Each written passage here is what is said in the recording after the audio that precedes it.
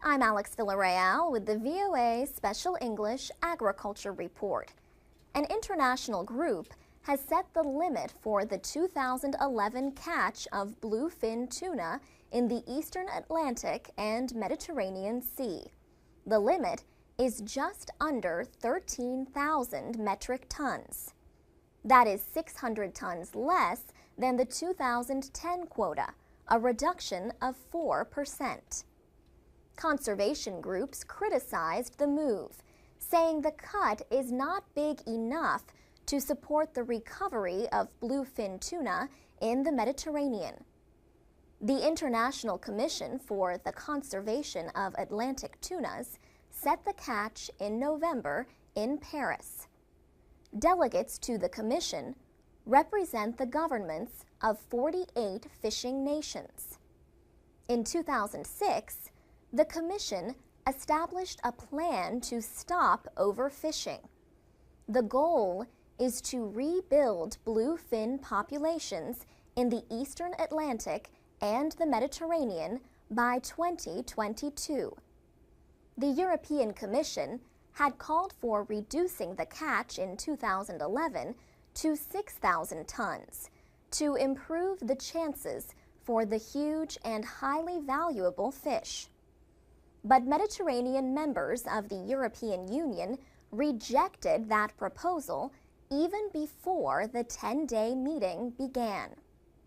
Still, EU Fisheries Commissioner Maria Damanaki said the meeting took a step in the right direction for sustainable management of bluefin tuna. The fishing industry wanted to keep the existing catch limit. Atlantic bluefin can grow 3 meters long and weigh as much as 650 kilograms. France, Italy, and Spain catch most of the Atlantic bluefin eaten in the world. Most of the catch goes to Japan. Japan called for stronger action against illegal fishing and underreporting of bluefin catches. Conservation activists say the eastern Atlantic has only about 1/4 as many bluefin tuna as it did in the 1950s. And the population in the western Atlantic has dropped by more than 80% since 1970. Environmental groups say illegal fishing and underreporting might mean there are even fewer bluefin than estimates suggest. The Center for Biological Diversity, an activist group, recently launched a boycott of the prized fish. It says thousands of people around the world have signed a promise not to eat bluefin tuna or spend money at sushi restaurants that still serve it. Susan Lieberman of the Pew Environment Group in Washington says people should care what happens to fish that are important to the environment of the sea. For VOA Special English, I'm Alex Villarreal. I'm Alex Villarreal with the VOA Special English Agriculture Report. For American soldiers, the move from the military to civilian life is not always easy. Military veterans have a 35% unemployment rate. This is more than 3 times the national average. And an estimated 100,000 veterans are homeless. The federal government and private organizations offer programs to help veterans. One private program is called Archie's Acres. It is on a 2-hectare farm in Southern California. Marine Sergeant Colin Archiplay returned to the United States after serving 3 tours of duty in Iraq. He and his wife Karen bought a farm in Southern California. They produce organic hydroponic crops. They grow their tomatoes, lettuce, and basil in pure water instead of in soil. Karen Archiplay says her husband wanted to share the peace he found on his farm with other veterans. So the Archiplays worked with the local Veterans Administration office.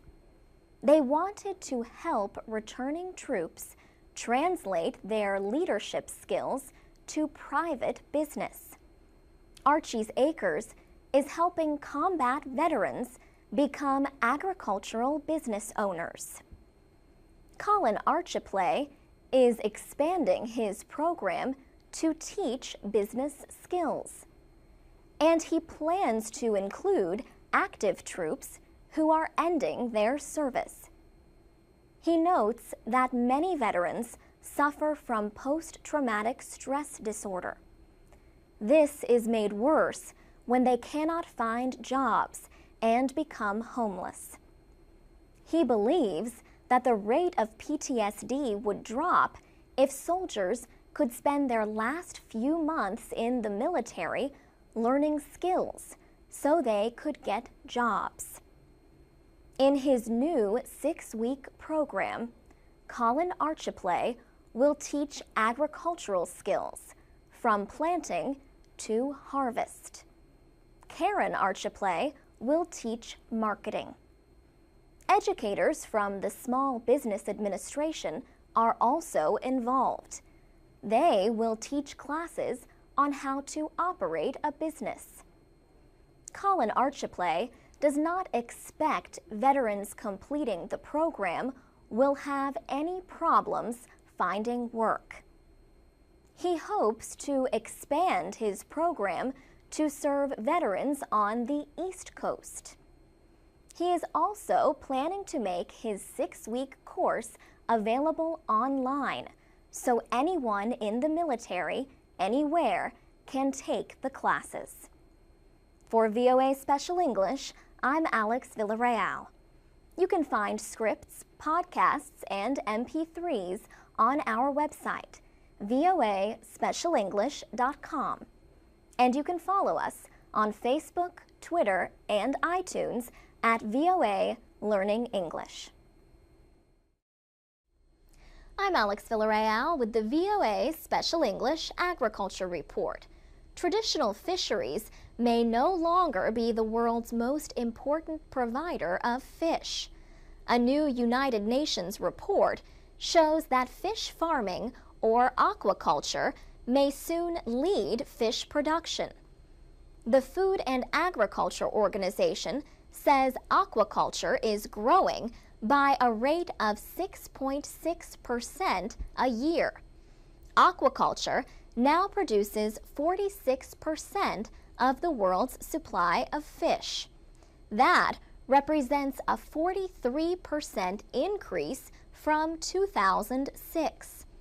The report also said aquaculture earned more money in 2008 than traditional fisheries.